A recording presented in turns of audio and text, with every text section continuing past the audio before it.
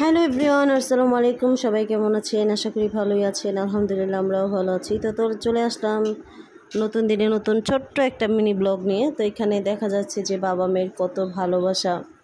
তো এখানে আমার মেয়ের কি যেন একটা দরকার ছিল, তো এর জন্য ওর বাবাকেও তেল মারতেছে, বলতেছে মানে কিসি টিসি দিয়ে একাকার অবস্থা করে ফেলতেছে দেওয়ার জন্য, ও বাইরে যাওয়ার জন্য। সে বাইরে যেতে চায়, তো ওর বাবা বলছিল বাইরে যেতে হবে না, এর জন্য সে কিসে দিয়ে কত কিছু করে যে তারপর বাইরে যাচ্ছে বলার মতো না। যাই হোক, তো এই তো এখন আর বাবা বলবে যে আচ্ছা ঠিক আছে বাইরে যাও, তখন দেখবেন কি একটা দৌড় দেয়।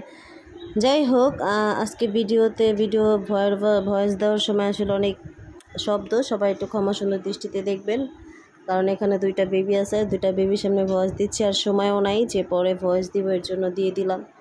যাই হোক, এই তো এখন ওর বাবা বলতেছে যে ঠিক আছে যাও, একটুর জন্য যাও, ওই দেখেন কি ব্রুটের গতিতে একটা দৌড় দিবে।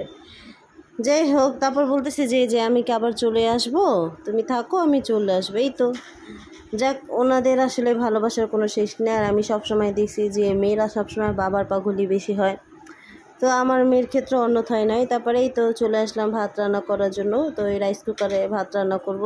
কে কে রাইস কুকারের ভিডিওগুলো দেখতে চান অবশ্যই কমেন্ট করে জানাবেন। তো এটা কিন্তু আসলে ওই যে রাতে ভাত রান্না করা ছিল, তো রাতের ভাত তো খাওয়া শেষ হয়ে গেছে, তারপর আমি এখন সকালের জন্য ভাত রান্না করব। তো এর জন্য রাইস কুকারটা নামিয়েছিলাম, ভাতও বসিয়ে দিয়েছিলাম, ভাগ্যক্রমে কারেন্টটা চলে গেছে, এর জন্য আর মানে ভাতটা হয়নি। তো ওরকমই রেখে দিয়েছিলাম, যতক্ষণ পর্যন্ত আসলে ভাত বলক না আসে কোনো সমস্যা নেই। আর এইখানেই যে আমার আম্মা জানেরা সেই নাচানাচি করতেছে, তো এই তো আপনারা সবাই নাচানাচি দেখেন। আর এই পর্যন্ত আমি আসলে ভয়েসটা রাখলাম।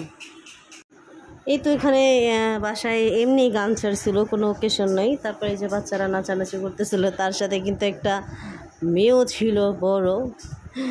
তা আসলে নাচানাচির কোনো বয়স নয়, আমি মনে করি মানুষের মনে খুশি থাকাটাই সব থেকে বড় বিষয়, আর হাসি খুশি মন থাকলে সবসময় ভালোও লাগে। তো যাই হোক, আজকের ভিডিওটা এই পর্যন্তই। সবাই ভালো থাকবেন, আল্লাহ হাফেজ।